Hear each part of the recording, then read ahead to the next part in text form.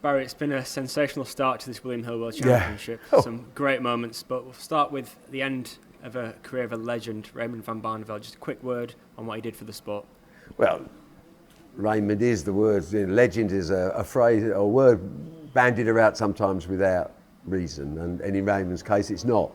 You know, his move over from the BDO to the PDC was a pivotal moment for the PDC. His rivalry with Phil Taylor, his win here for the Alexandra Post, one of the greatest matches ever seen. You can't underestimate Barney's contribution to darts, not just as a professional player in Holland and England, but globally.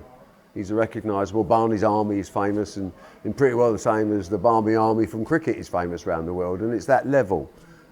Disappointing he bowed out in a fairly low-key affair, and obviously he was bitterly disappointed because that's not how Barney wants to be remembered. And the good news is it's not how he's going to be remembered. He's going to be remembered as a great player that contributed to the sport and inspired people, particularly in Holland, but generally around the world, to play darts. And we should always remember his contribution. And that wasn't the only shock we've seen so far. We've seen some big seeds tumble. Yeah. Do you think that's testament to the strength of the Pro Tour and international qualifiers? I think there's no doubt that on their day, pretty well anyone in the top 64 can produce an average that would beat anyone else if they're slightly off their day. So the gap between the top players and the players coming through the ranks is narrowing all the time. I mean, the fact that Rob Cross and Michael Smith, to name just two of the really top end players, I mean Premier League players, let's not get away from it, you know. Michael Smith, World Championship runner-up last year. Rob Cross wins the World Match Play. They were dealt with by players that dreamed of the stage and took their chance and are to be commended. But it is a reflection on where the game is going. And if I was a young darts player myself now, I'd be very optimistic about my chances if I can produce moments of excellence like those guys did. Another notable win we've seen was Noel Malik Dem of the Philippines from the Asian Tour. And that just shows the strength of the Asian Tour and how that can represent itself at the World Championship. Well, I think most people probably don't understand the depth of our investment of the PDC into grassroots games around the world. A lot of people look at it with just a UK perspective, but the PDC have been invested in Australia. Obviously, the Far East Tour is relatively new, but has been amazingly successful very quickly. But then you also talk about South Africa, you talk about North America, Canada. You know, this is part of our philosophy on how we can make this sport a truly global game. We're obviously investing a lot of money in the UK, it's where we're from, it's where the game began, but Germany and Holland are coming up to be equally important markets, but we are a global sport.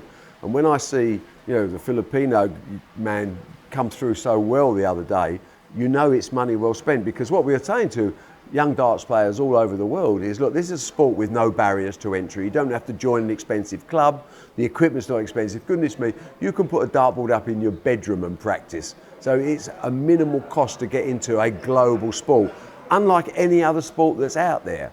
And it doesn't matter if you're fat or thin, man or woman, you've got an equal opportunity. And that's what the PDC stands for, and the investment that's behind the PDC has backed that up. And this is just the beginning. We are seeing, if you'd have told me 5 years ago, I'd see Lithuanians, I'd see Polish players, I'd see Filipino on the world stage and winning matches. That's a statement of where we've taken this sport. And the great thing is, we haven't even started. You know, we will be truly global over the next 5 to 10 years, and we will sit alongside great sports like golf, tennis, as a way for people to change their lives and make a lot of money for themselves and entertain their own countries. When you expanded the field of the World Championship to 96 players, the idea was to give opportunities, as you said, to players from around the world, and it must be great to see them taking those chances. Well, I've been in sport for 45 years, and I've got to tell you, I'm so happy and I'm so satisfied and I'm so motivated by what we've achieved. And it's not me, it's the whole team of the PDC that pulls together on this. It's a global operation. Sometimes I have to pinch myself when I see where we've got to, and then I calm down and say we haven't actually finished this journey. So we're on it. It's exciting. It gets me out of bed every day, and I'm sure it gets a lot of dart players onto the hockey to say, I want to be one of those superstars. And they know, because history tells us, they have the opportunity. And just finally, what are you looking forward to most for the remainder of the World Championship? just soaking up the atmosphere in these crowds. They're amazing. They are loud, they're boisterous, they're pretty well behaved, we make sure of that. They are supportive, sometimes a little bit annoying, but they're having a great time.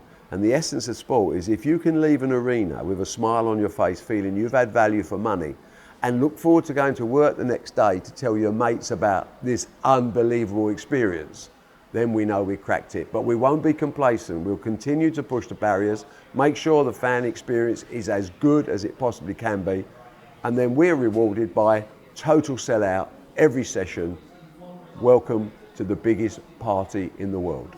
Let's enjoy it. Thank you very much, Barry. Thank you.